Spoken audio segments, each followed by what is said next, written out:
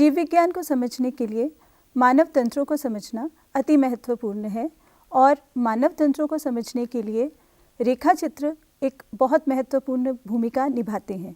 रेखा चित्र किस तरह से बनाए जाते हैं और उनको लेबल किस तरह से किया जाता है, ये आज हम सब सीखेंगे। और इसके लिए मैंने चुना है मानव पाचन तंत्र को सबसे पहले, क्योंकि अति साधारण तरीके से इसको बनाया जा सकता है और इसके बाद इससे आप इसी कला को अपने जीवन में उतार सकते हैं जीव विज्ञान को समझने के लिए।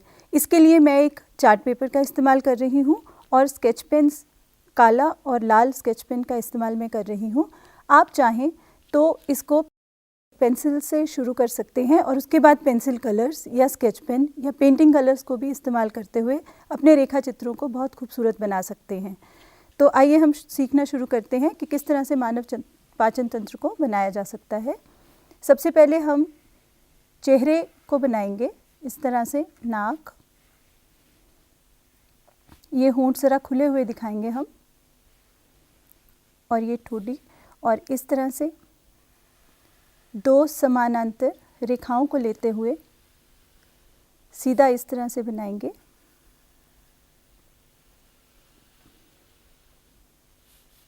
यहाँ से आमाशय आप देख सकते हैं, जे अंग्रेज़ी के जे आकार के अक्षर के जैसा होता है, वो इस तरह से बनाएंगे।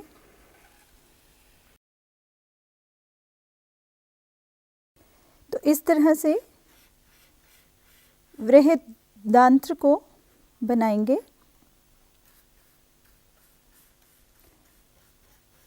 ये आप देख सकते हैं।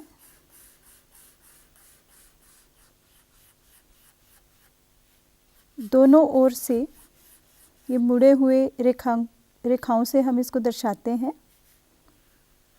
और ये क्षुदांत्र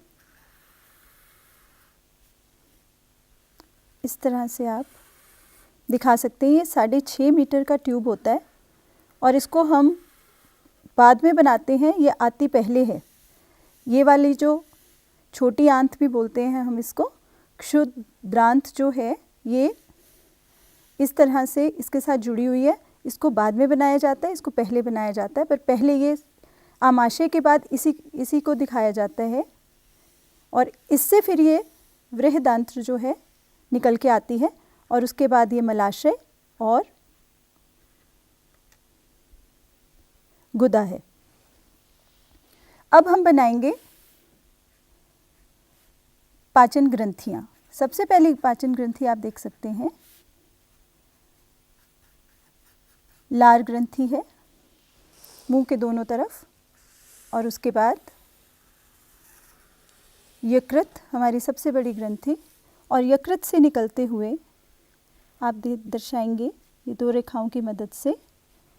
सबसे पहले जहाँ ये पित्त इकट्ठा होता है यकृत से निकलकर, जिसे हम बोलते हैं पित्ताशय, और अग्नाशय ग्रंथि जो है इस तरह से आप दिखा सकते हैं। ये अग्नाशय ग्रंथि और इन दोनों की जो वाहिनियां हैं मिलकर एक वाहिनी बनाती हैं, जिसको हम यकृत अग्नाशय वाहिनी बोलते हैं। और इसके अलावा जो हमारा आमाशय है, इसकी लाइनिंग के अंदर और इंटेस्टाइन जो आंत्र हैं, इनके बृहदांत्र की लाइनिंग के अंदर भी दो ग्रंथियां होती हैं, जिनको यहाँ पर दर्शाया नहीं जा रहा। अब हम इनको लाल पेन की मदद से लेबल करेंगे। सबसे पहले हम लेबल करेंगे पाचन अंगों को। दाहिनी ओर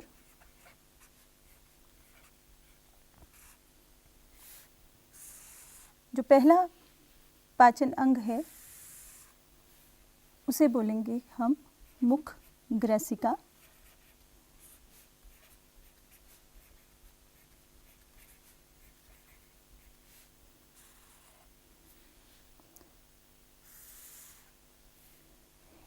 इसे बोलेंगे ग्रसिका।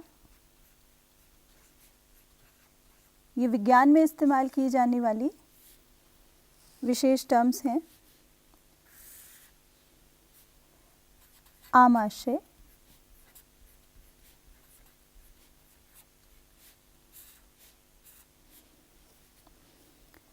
पित्ताशय को भी हम इसी ओर दिखाएंगे क्योंकि ये कोई ग्रंथि नहीं है, ये एक पाचन अंग है जो ग्रंथि का जो पित्त है उसे, यकृत से बनाया हुआ पित्त जो है उसे अपने अंदर संभालता है। इसके बाद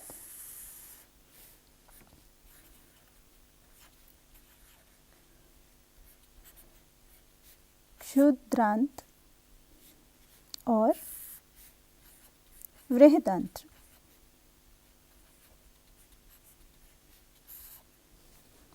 फिर मलाशय और अंत में इसमें गुदा।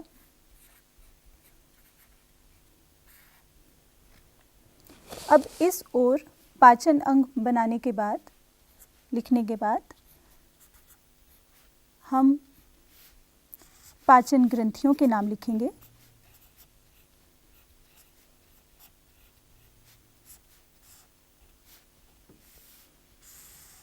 सबसे पहली पाचन ग्रंथि मुंह के ऊपर और नीचे लार ग्रंथियां,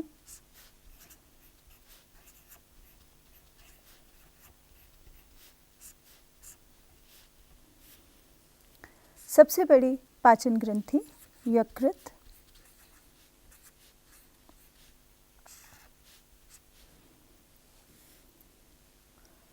और तीसरी अग्नाशय।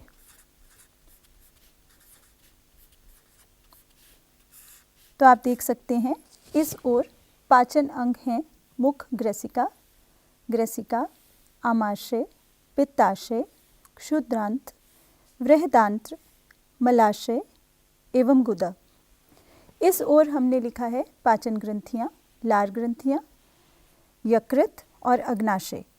ये दोनों ही मिलकर मानव पाचन तंत्र को बनाते हैं और इस तरह से आप बड़े साधारण से तरीके से मानव पाचन तंत्र को बना सकते हैं।